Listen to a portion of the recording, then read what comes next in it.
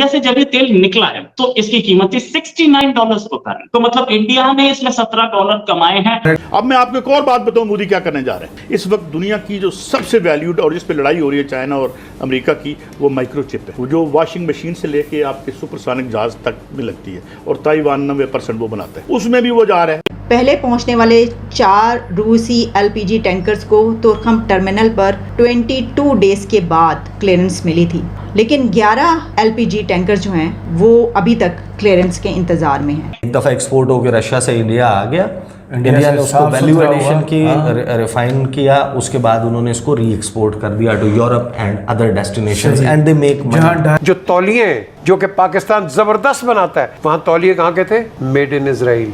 मेरी गर्मी चढ़ गई, मैंने कहा यार ये पाकिस्तान का होटल है, इजराइल की चीजें आप इधर बेच रहे हैं। इंडिया ने रुपीज में पे किया है या रूबल्स में पे किया, युआन में तो पे नहीं किया ना। पाकिस्तान ने रशिया को से ऑयल लेने में रूबल्स में भी नहीं पे किया, चाइनीज करेंसी में पे किया है रशिया को। और रिफाइन होकर के ये वापस गया गल्फ, और गल्फ से यानी कि यूएई, और यूएई से फिर ये गया है कराची। 70 मुल्कों ने ऑयल रिफाइनरीज के लिए इंडिया से राब्ता किया है। अच्छा, इससे हमें ये भी पता चलता है कि अगर India top of the world है रैंकिंग में इसमें, तो इसका मतलब ये हुआ कि सबसे बेहतर टेक्नोलॉजी इंडिया के पास है इस सिस्टम में।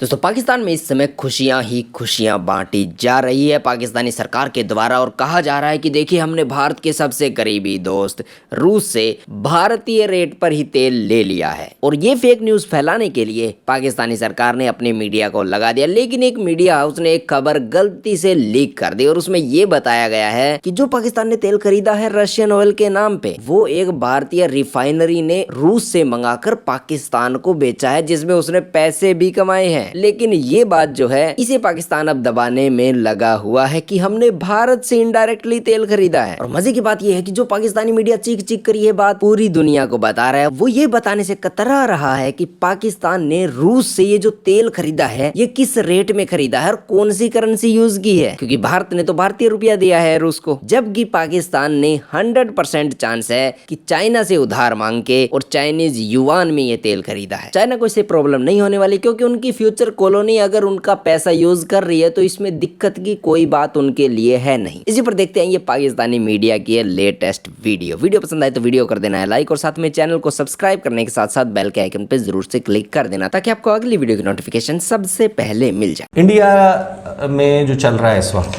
इंडिया रशियन ऑयल मंगवाता है, उसकी कुछ जो स्टेट ओन्ड ऑयल कंपनीज हैं वो, उसके बाद जामनगर में जो ऑयल रिफाइनरी है जामनगर की, रिलायंस एनर्जी, वो मुकेश अंबानी ओन करते हैं, वो बड़ी तादाद में बड़ी मकदार में तेल मंगवा रहे हैं।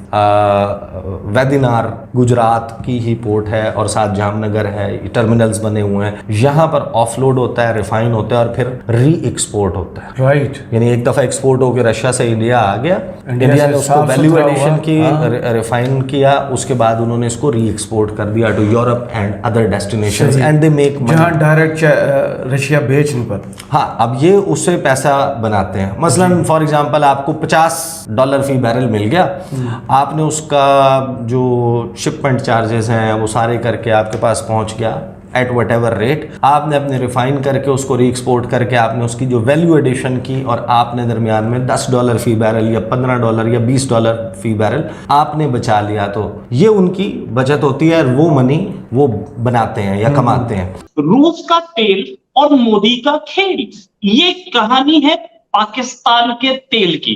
पाकिस्तान के पास तेल पहुंचा, लेकिन पाकिस्तानी आवाम यानी कि जनता का तेल निकलने के बाद पहुंचा। रशियन ऑयल जो कि सस्ता था वो पहुंचा है पाकिस्तान के कराची बंदरगाह पे, यानी कि कराची पोर्ट पर, और वहां पर इस समय ऑफलोड हो रहा है। इस समय वो शिप जो लेके आया था वो कराची पोर्ट पे है और ऑफलोड कर रहा है। ये पूरा का पूरा तेल पाकिस्तान की महीने की 2% रिक्वायरमेंट के आसपास है। महीने की 2% रिक्वायरमेंट मींस आधे दिन का तेल बोल सकते हैं, आधे दिन से भी कम का है। तो ये तेल आया रशिया से। आया कैसे? ये आया वहां रशिया से, घुसा मेडिटेरेनियन सी में, मेडिटेरेनियन सी से सुएज कैनाल क्रॉस करके इंडियन ओशन में आया और सीधे आया इंडिया। पहले इंडिया आया ये तेल, और इंडिया आ करके इसके ये न्यारा एक कंपनी है जिसकी रिफाइनरी है यहाँ पर इंडिया में, गुजरात में, और इस रिफाइनरी में ही ये रिफाइन हुआ और रिफाइन होकर के ये वापस गया गल्फ, और गल्फ से यानी कि यूएई, और यूएई से फिर ये गया है कराची। जब ये इंडिया आया इसकी कॉस्ट थी $52 पर बैरल। इंडिया ने उसकी रिफाइनिंग की, no doubt about it. India ने रिफाइन किया इसको, इसमें से पेट्रोल अलग किया, डीजल अलग किया, अलग चीजें अलग की, और फिर उसके बाद इसे गल्फ भेजा यानी कि यूएई, और फिर वहां से वो पहुंचा है कराची। इंडिया से जब ये तेल निकला है तो इसकी कीमत थी $69 पर बैरल। तो मतलब इंडिया ने इसमें $17 कमाए हैं। यही तो, इसे तो बोलते हैं मोदी जी का चमत्कार, गुजराती का चमत्कार। गुजराती यहाँ पे भी कमा गया, रिफाइनिंग हमारी थी, हमने काम किया, और यही तो रीजन है। तो इंडिया तेल खरीदता है और तेल खरीद के उसकी रिफाइनिंग करता है, रिफाइनिंग करके यूरोप भेजता है। जो यूरोप हमसे बोल रहा था कि रशिया का तेल मत खरीदो, वो अब हमसे खरीद रहा है वही रशियन ऑयल। अच्छा, यूरोप इसको बोलता है कि ये रशियन ऑयल नहीं है, ये इंडियन ऑयल है, क्योंकि इंडिया ने इसको मैन्युफैक्चर कर लिया, इंडिया ने इसमें रिफाइनिंग कर ली, वैल्यू ऐड किया है।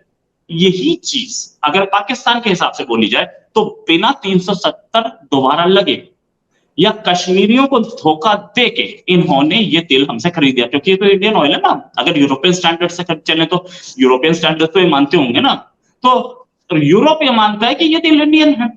तो अगर यूरोप मानता है तो पाकिस्तानी से रशियन तेल मानता है, रिफाइनिंग इंडिया से हुई, ठीक है। वेल्थी लोग जो हैं उनकी जो क्रिएशन हुई है उसमें भी कौन से ट्रेड हैं और कौन से लोगों ने माल ज़्यादा बनाया है। तो आपने मुझे बताया कि पाकिस्तान में जो लोग टॉप 3 के हैं वो प्रॉपर्टी का काम करते हैं जिन्होंने पैसे बनाए, लेकिन इंडिया में जो टॉप 3 में आए बिजनेसमैन वो टेक में थे, हाई टेक में थे, यानी जिससे कौम को फ़ायदा, जिससे ऐसी इंडस्ट्री को प्रमोट किया उन्होंने जिससे लोगों में रोज़गार, नौजवानों को दुनिया में आपके तो, अच्छा, अब हम जो क्रिएट कर रहे हैं, चाहे बिजनेसमैन की क्लास क्रिएट कर रहे हैं, चाहे इंटेलेक्चुअल्स क्रिएट कर रहे हैं, जो कुछ भी हम कर रहे हैं उसका ताल्लुक पैसे की क्रिएशन से है, और उस क्रिएशन से है जो शायद जिसके मीन्स भी क्वेश्चन उन पर उठाए जा सकते हैं। मैं आपको पाकिस्तान और इंडिया की रूलिंग क्लास में एक बुनियादी फ़र्क बता दूं। ये नहीं है कि इंडिया की रूलिंग क्लास करप्ट नहीं है, जितनी बड़ी में वहाँ तो $2-2.5 ट्रिलियन की मैशियत है, तो करप्शन इससे बड़ी होगी, मगर वो बड़े एस्ट्यूट लोग हैं। मिसाल के तौर पर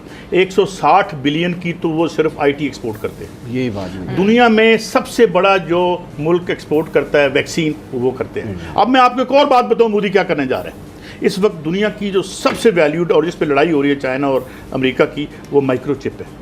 वो जो वॉशिंग मशीन से लेके आपके सुपरसोनिक जहाज तक में लगती है, और ताइवान 90% वो बनाता है, उसमें भी वो जा रहा है मोदी, उसमें इन्वेस्टमेंट करने जा रहा है। बात ये है कि वो खाओ न लैको, पर इतने पैसे तो रखो कि मैक्रो इकोनॉमिक बैलेंस होए।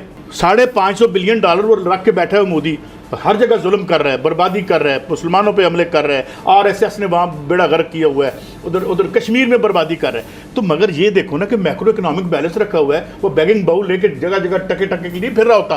तो ये नालायकी इन्होंने की है।